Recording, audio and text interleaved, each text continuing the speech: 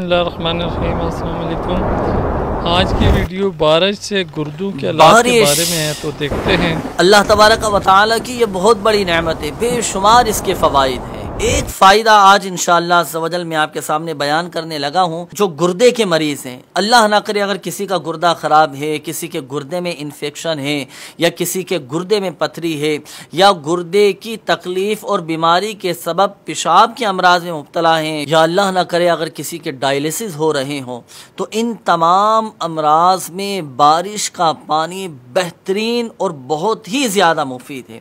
लेकिन आपने बारिश के पानी पर एक ख़ास अमल आपने करना है, एक वजीफ़ा आपने करना है। वजीफ़ा क्या है नाज़रीन, कि आप बारिश का पानी जमा करें और बारिश का पानी जमा करके सूरह अलम नशरह कुरान पाक के 30वें पारे में है, 11 मरतबा अव्वल व आखिर दुरूद पाक के साथ पढ़ना है, और पढ़कर आप बारिश के पानी पर दम कर दें।